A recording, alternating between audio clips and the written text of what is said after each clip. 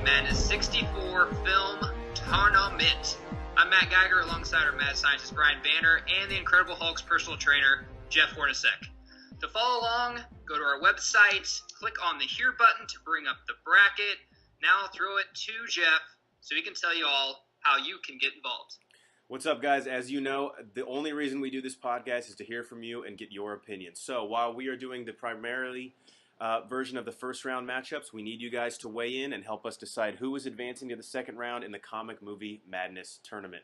Check out our Facebook, Bro4 Squad, 3 words. We're going to have live votes up for you guys to decide who's advancing to the second round. And as always, weigh in with your comments, and we will read them on air when we do our fan vote episode. Coming up, today's highlights and our live matchup of the day. But first, Banner, share with the folks our grading criteria once again for these films. Guys, remember, show me, do not tell me. Bitch. If you tell me, you're off. We're done. You're fined. You're fired. Technically, Rewatchability, impact on pop culture, acting, casting, story plot, best scene. There's our 5 categories. If you want more information, check out the selection show. Geiger, let's get this shit going. To the highlights, if you want to call them that, because Catwoman's part of this. Ugh. Versus Avengers, definitely a 1 versus 16 matchup. A complete romp. Catwoman didn't even fucking sniff the other side of the court. 15-0 to Avengers. Definitely showing their muscles here and why they're probably the favorite to maybe possibly win this entire thing. Banner, Catwoman. Look, one of our categories is rewatchability. I would like for this matchup to change it to watchability, because I can't even fucking watch Catwoman. I don't think I've ever watched it twice. I can't get through it once, so how can I rewatch it? Let me say this. It is atrocious. I will say Halle Berry was red hot at that time, so she was just in it to get them dollar bills. That's not enough to give them jack shit. They shouldn't even see the light of day. We're done. Next matchup. XMen Days of Future Past versus Nicolas Cage's Ghost Rider. Banner, you gave best story to whom and why? I gave it to Ghost Rider, and here's why. It's tough because I really like the story in Days of Future Past, but Days of Future Past, that storyline can get confusing by itself. Then you mix in the Foxverse and what they're trying to do with all of that. It can get very, very confusing, whereas Ghost Rider was relatively grounded. You went from here to here to here, and that's why I gave it to Ghost Rider. The only way that I can even remotely tolerate that is because Ghost Rider was at least an origin story. And yes, the Fox actual stories do not make any sense. Having said that, this is my favorite X-Men movie and actually got me really reinvigorated for the franchise. Obviously, they took a big shit on that in Apocalypse, but I was jacked after I saw Days of Future Past. I was like, maybe X-Men's back, you know? At least that's how I felt. That was 13-2, X-Men Days of Future Past, moving on to the next I also want to call one thing out with acting and casting. I did give that to Days of Future Past, but Sam Elliott, my boy, was in Ghost Rider. Yes, he was. He was very good. And I got to shout out to him. I can literally watch him sit there and drink whiskey, not saying a word for 3 hours, and I would watch that movie. Or Coors Banquet, the banquet beer. Next game, Guardians of the Galaxy versus Ben Affleck's Daredevil on True TV, Fox Southwest, Eastern Division, Sub-Northern at 10 a.m. Jeff, cast. So, Who's got the best cast? Guardians of the Galaxy won every point in this except for the cast. Now, here's the thing. Chris Pratt is Star-Lord, no question about that. But the 2 highlights of the movie are computer-generated characters. And this Daredevil movie, while there's a lot of things wrong with it, one of them was not the big-time talent that they got in the movie. Lest we forget, Colin Farrell played Bullseye. Obviously, Affleck and Jon Favreau were Foggy Nelson and Matt Murdock. And then the late, great Michael Clark Duncan as the Kingpin, who gave a great performance. This has a good cast. One of the things wrong with it is not the people that they cast in the movie. Jennifer Gardner was in it too, right? Agreed, yeah. That's where they met, I'm pretty sure. Yeah, before he cheated on her with the housewife. Which time are you referring to, though? Yes. Every one of the times.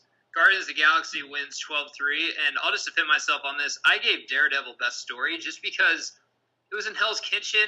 I thought it was a pretty grounded story. And Guardians of the Galaxy, I've been on record of this, is my favorite Marvel movie of all time. Not a Marvel fan. I'm the DC guy, but I love Guardians of the Galaxy. The Daredevil, especially the director's cut. If you haven't got a chance to watch that, watch it. Yeah, it's very good. I'll give it best story, just to give it a point. Who cares? It's out. Guardians of the Galaxy is moving on. 12-3. Now, for our live matchup of the day, and honestly, I think our most juiciest matchup in the first round. Are both movies ready? Let's fight. Let's get it on. X2, XMen United versus Jeff's favorite, Iron Man 3. Okay, guys. This was a tough one. I spent some time on this last night. There's going to be some bloodshed here, all right? I'll kick it off with rewatchability.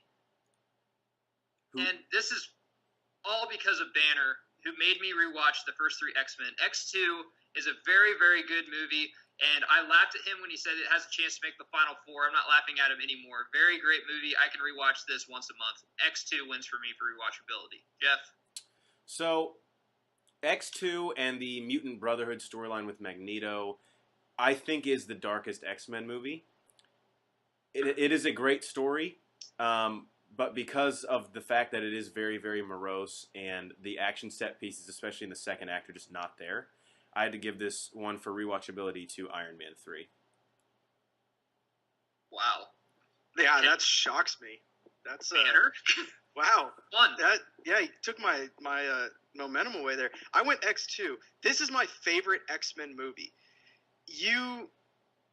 It's just fantastic, top to bottom. I can't say enough about it, and we'll get into some other reasons later on why it's so high on my rewatchability, but I can watch this one over and over and over again because I have. Jeff's just fucking with us. He hates Iron Man 3. It's probably going to come out here in a second. Effects on pop culture, I'm giving it to X2, and I know I say all the MCU movies deserve effects on pop culture because of what they're doing, but X2 proved that a sequel to a superhero movie doesn't have to suck or not be as good as the original. Now, hear me out on this. The only ones we really had before this was the original Superman, which I think got worse as they went, and the original Batman, even though Batman Returns was good, wasn't even close to the original. X2 was better than the first one, and the first X-Men is fantastic. So I give it to X2 for effects on pop culture. Yeah, I also gave it to X2. This is the Empire Strikes Back. That's what they did. They did not end on a happy note. It was a dark, depressing movie, and they pulled that shit off and showed that, yeah, you can make a movie with a through line that's not going to connect in the first 2 and end on a sad note, but no one had done that since Star Wars, so that is a huge win. Effects on pop culture goes to X2 for me. Banner, balls in your court. Again, I gave it to X2. You guys ready for this? I went a little bit different route. This is kind of the first ensemble movie that we've gotten. Okay, not in the traditional sense of where we have characters from different movies all meeting up in one movie, but you have characters from 2 sides, 2 good, bad, light, dark, 2 different philosophies coming together for a common goal and a common enemy. It's kind of similar to what they did in Apocalypse, but this did it first, and it did it way fucking better. That's why I gave it to X2. All right, 5-1, X2 right now. Let's see if Iron Man 3 can get back in the game. Big Cast. I gave it to Iron Man 3. Downey, Kingsley, Guy Pearce, Rebecca Hall, Gwyneth Paltrow. I know that X2 has a great cast too, but those guys and girls are like the who's who in Hollywood right now and forever, I think. So I gave it to Iron Man 3. Jeff? Yeah, I give it to Iron Man 3 as well, despite how many sleepless nights I've had thinking about how they fucking took a shit on Ben Kingsley's interpretation of the quote-unquote Mandarin. Guy Pearce is great in this, so is Rebecca Hall. Downey is in peak form as Tony Stark, of course. And let's not forget Don Cheadle. We finally got to see him fleshed out as the true buddy cop and sidekick of Iron Man as the Iron Patriot in this. Casting here, it's tough, but for me it had to go to Iron Man 3. Banner? Look, guys, I have yet to defend a Fox movie in this fucking tournament yet. X-Men 2. 3 people for you. Hugh Jackman, Patrick Stewart, Ian McKellen. I know, that's a big 3. I can't argue with those 3. I mean, you can't. You put those 3 up against just about anybody, I'm probably picking them. Fair enough. Okay, 6-3, X2. We got the 2 best ones coming up, though. Best scene. I won't shit on you guys with this. Banner, you do it first. It's got to be Iron Man 3. I went back and forth. I had some sleepless nights on this. This is cute. Go ahead, sorry. Look, that end scene with Tony Stark running, jumping in and out of suits. In the Iron Legion, yeah. In the Iron Legion, I tried. I flipped back and forth on this so many fucking times. because that Nightcrawler scene is so fucking good at the beginning of X2. But Jeff, I had to give it to Iron Man 3. Yeah, so say what we need to say. this is the best matchup of best scene in the entire first round. And honestly, you ask me again, like in a day or two after I rewatch them both, I might change my mind. But that Nightcrawler scene, number one, that's how you fucking open a movie, Bryan Singer, with him in the White House. And number two, I think effects-wise, at the time especially, I did not know that that was even possible to do in a movie. And it holds up today. I love the Iron Legion scene. Believe me, I think it's the best part of Iron Man 3.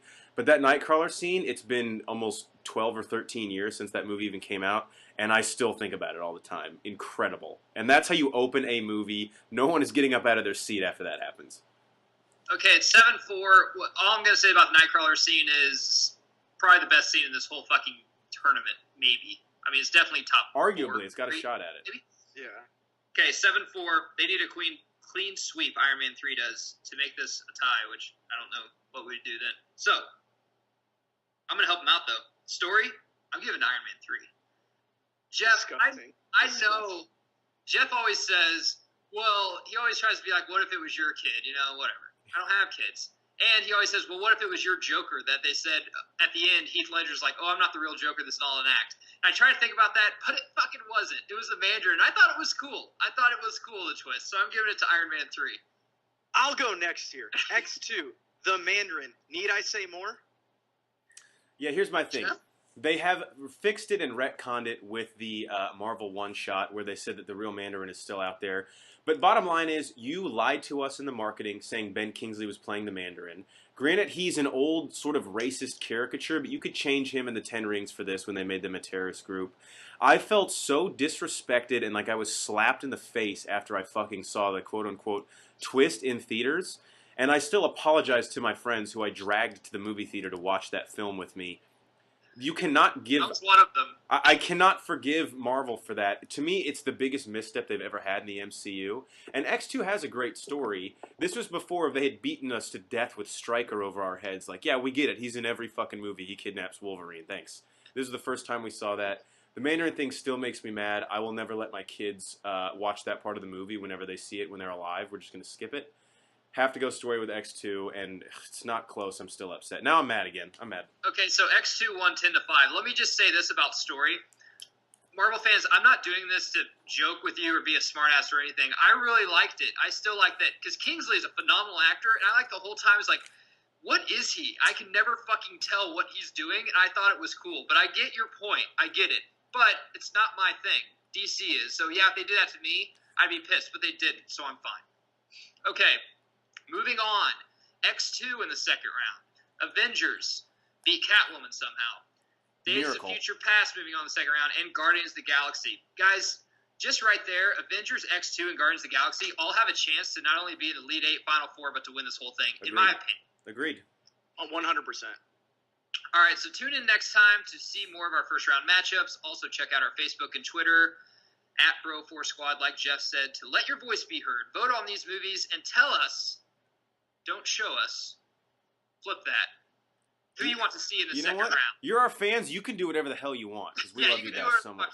You can tell us, show us. Tell us whatever. It's actually fine. A guy just sent me a picture of the Punisher with the Punisher Crow thing, and I'm just like, I guess that's a vote for Punisher because he dresses Punisher. That's showing us. Good job. Or you can just tell us whatever you want to do. YouTube and iTunes, we have both, so you can subscribe to both and listen to us on both. And all this can be found on our website, Bro4Squad.com. See you next time.